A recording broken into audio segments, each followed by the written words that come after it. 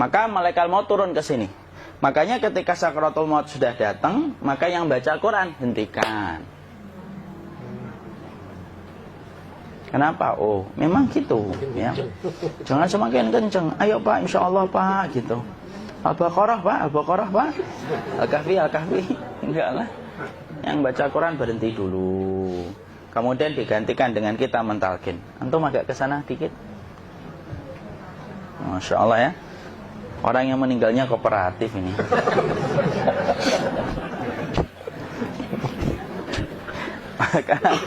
maka agak kesini ya. Maka disunahkan kita untuk mentalkinnya. Nanti ketika mentalkin jangan terlalu sering, jangan terlalu membebani. Jangan terlalu sering itu la ilaha illallah, la ilaha illallah. Tidak gitulah. Berat nanti dia ngerasakan. Di situ Imam Qurtubi juga menyampaikan, jangan terlalu sering karena itu memberatkan dadanya. Jadi ketika mentalkin, saya sampaikan, boleh diganti atau enggak Ustaz? Enggaklah, talkin itu ibadah. Ibadah itu tauqifiyah. Tauqifiyah itu enggak usah diganti. Karena Rasulullah mengatakan, lakinu ala mautakum la ilaha illallah. Talkin orang yang meninggal di antara kalian dengan la ilaha illallah. Enggak usah diganti Allah Ustaz yang lebih singkat, lebih pendek. Tidak usah. Subhanallah Ustaz, tidak usah. Kenapa? Karena talqin sudah ditetapkan ucapannya oleh Nabi, begitulah kita mencontohnya. Jadi tidak usah diganti. Cara mentalqin, jadi kalau keadaan sudah tenang, tolong kalau sudah sakaratul maut jangan ditinggalkan. Karena sesungguhnya pertempuran setan itu pada detik-detik kematian semacam ini. Dan betul-betul berusaha untuk menjadikan dia murtad. Nanti makanya di situ di buku nanti dibahas kan, pertempuran setan itu sampai detik-detik orang mau mati itu sudah ayo kufur, murtad aja tuh, kamu sakit kan? Nah, itu kayak gitu. Makanya jangan ditinggal. Capek gitu kok nggak meninggal gitu ya. Udah gantian mas. Dan jangan kemudian meninggalkannya. Mangkat dulu gitu. Tidaklah, janganlah. Terus ditampingi terus. Kalau bisa ya sudahlah, berikan waktunya kita untuk sementara waktu itu betul-betul berkhidmah kepada orang yang kita cintai terakhir kalinya. Cara kita kemudian mentalkin adalah, yaitu adalah di sebelah kanannya la ilaha illallah. Biarkan dia mencerna dulu, tidak usah buru-buru kemudian kita langsung nimpali lagi. Dia mencerna dulu sembari kita doakan, peluk, ya Allah dimudahkan gitu. Kalau ada orang yang bisa ngucapin la ilaha illallah, itu siapa yang memberikan itu Ustaz? Yang memberikan kekuatan Allah Pak. Karena ngomong aduh aja sudah tidak mampu. Makanya Allah berfirman dalam surat Ibrahim, yusabbitullahu alladhina amanu bil qawli tsabit fil hayatid dunya wa fil akhirah. Allah teguhkan perkataan orang yang beriman dalam kehidupan dunia dan akhirat. Dunia itu ya ketika menjelang kematiannya. Makanya dia bisa ngomong la ilaha illallah. Sebenarnya ngomong aduh aja udah gak mampu. Kalau bisa ngomong, dia pasti ngomong aduhnya dulu. Tapi Allah yang menggerakkan. Ngomong la ilaha illallah. Makanya mangkana akhiru kalamihi la ilaha illallah dakhalal jannah. Barang siapa akhir kalamnya itu adalah la ilaha illallah, pasti masuk surga. Makanya kita lagi la ilaha illallah. Dah. Cerna dulu. Enggak usah minta diburu-buru ya. Enggak usah gini. Ayo la ilaha illallah. Ayo.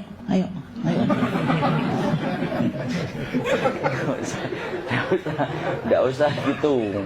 Ya, biarkan dia pelan-pelan gitu. Ayo tapak, ya Allah capek saya Pak. Enggak usah gitu. Ya ucapkan la ilaha illallah. Kemudian dia mencerna.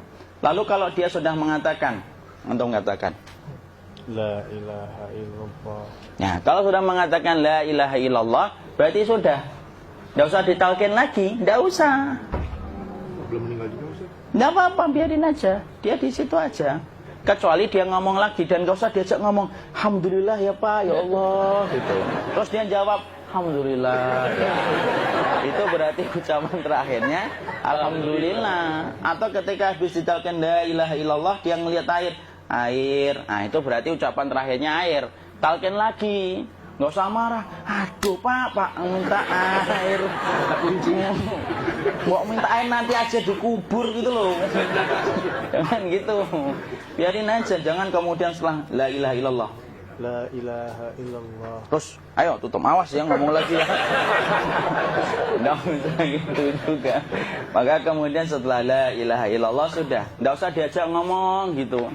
Terus kemudian nggak usah ada anaknya perempuan, ya Allah Pak, sudah bisa ngomong la ilaha illallah, usah gitu.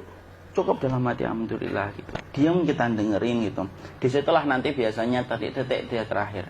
Dia nanti ngeliat di sini Pak, prosesnya itu nanti kaki langsung sebagian jempol dingin dia. Kaki, telapak kakinya langsung kalau kita geningkan dingin kayak kaki yang kena AC langsung. Kemudian dia langsung ningkup gini, dikit dia, mulai kaku dia. Atau kalau enggak, gini dia.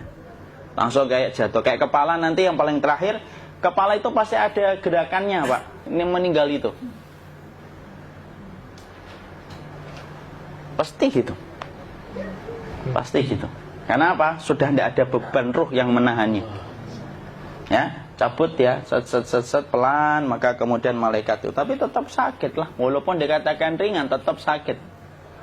Maka kemudian sakit gitu, ngelewatin sini, jantung kemudian sudah tidak berfungsi, kemudian ginjal Pak, ngelewatin ginjal tidak berfungsi.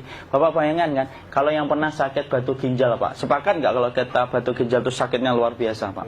Itu baru titik batu kecil di ginjal. Kita bisa bayangkan tiba-tiba ginjal tidak berfungsi. Sakitnya kayak apa Pak?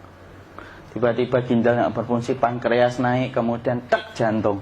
Jantung ini dia masih hidup dia, di sininya masih hidup walaupun jantungnya sudah berhenti. Naik.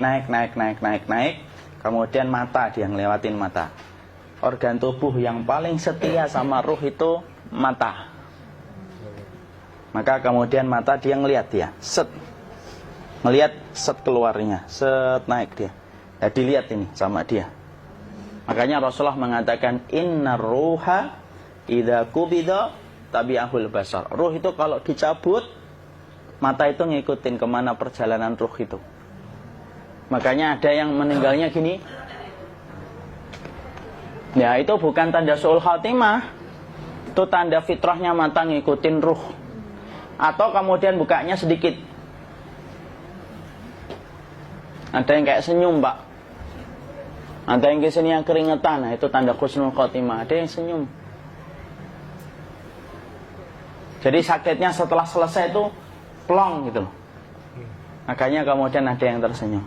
Maka itu tanda. Kalau kita ngelihat orang yang membuka mata kayak gini, tidak usah takut. Cepat-cepat kemudian kita nanti tutup. Biasanya kalau terlalu lama, itulah yang menjadikan ini tidak bisa ditutup. Makanya harus pakai kapas akhirnya. Karena apa? Karena pas meninggal nggak langsung ditutup. Biasanya karena perawat takut, dokternya juga nggak tahu itu, dibiarin itu. Makanya ada beberapa mata yang ditutup pakai tensoplas kan? Sebenarnya kalau langsung bisa nutup dia, fitrahnya nutup mata itu. Jadi kemudian kita baca Allahumma firlahu warhamhu wa'afihi wa'fuanhu atau bismillah wassalatu wassalamu ala rasulillah, tutup. Bismillah. Tidak usah takut. Kecuali buka lagi ya, ini baru kita kabur. Buka lagi Pak, Insya Allah Pak, ya Allah ya kita kabur bareng-bareng Pak. Diusap Pak. Diusap ini enggak disenggol gini enggak. Begini kan sudah meninggal dunia. Tangan boleh begini, boleh diluruskan, tidak ada ketentuannya. Boleh gini, boleh kemudian lurus. Tidak usah disalahin kalau ada yang lurus. Lu itu tangannya gimana sih? Posisikan kayak sholat. Tidak ada perintah kayak gitu. Jadi kemudian dikondisikan saja. Terus maka kemudian dipijit-pijit, akiknya dikeluarin. Kemudian jamnya dilepas, gigi palsunya dilepas kalau ada, ya. Kemudian apa setelah itu? Coba buku.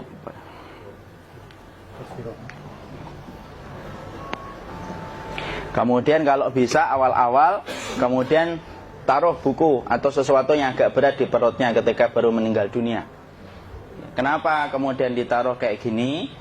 Bukan apa-apa, supaya membantu sisa-sisa pencernaan dia untuk keluar.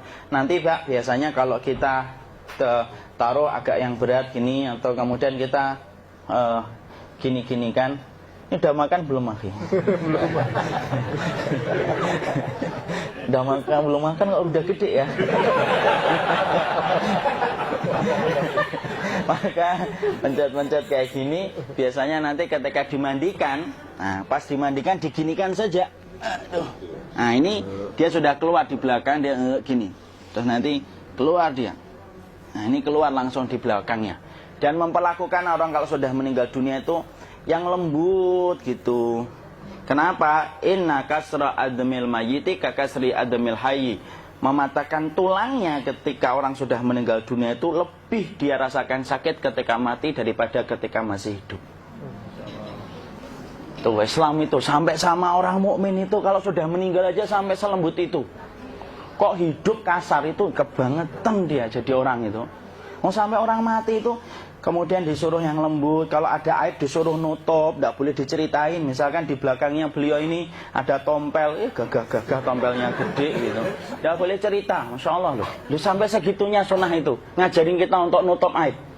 Kalau ada orang belajar sunnah sukanya buka aib, nyari-nyari kesalahan orang, sunnah yang mana dia pelajari itu saya bingung. Makanya kemudian gini, setelah selesai, maka kemudian tutup dengan kain. Maaf ya, ya. Ya. Nanti kalau nggak kuat napas ngomong ya. Maka ditutup kayak gini, ditempatkan kemudian jangan di tanah, tapi di atas dipan. Karena apa? Syekh Abu Malik Kamal Said Salim dalam Sahih Fikih Sunnah menyampaikan supaya tidak cepat busuk. Dia taruh di atas. Kemudian ditutup pakai kain apa saja, ya, sembari nanti kita mempersiapkan tempat mandinya, tempat kafannya dan yang lain sebagainya. Maka kemudian kalau ada yang datang boleh dibuka. Kemudian kita mencium ininya apa? Kemudian keningnya. Kemudian kita berdoa, nutup lagi kayak Rasulullah ditutup. Kemudian yang datang terakhir itu salah satunya Abu Bakar. Dibuka kemudian beliau, ya Allah ya Rasulullah, engkau adalah orang yang percaya hidup dan matimu, dan tidak mungkin Allah itu mematikan engkau 2 kali ya Rasulullah. Maka kemudian ditutup kembali. Saat itu para sahabat dalam keadaan mendung semuanya. Maka disitulah kita lakukan kayak gini. Ditutup gini Ustaz ya. Kasihan tidak bisa nafas, insya Allah tidak butuh nafas lagi. Jadi kemudian kita semacam ini kita persiapkan apa yang bisa kita lakukan. Nah itulah proses kematian dari sakit sakaratul maut sampai kematian.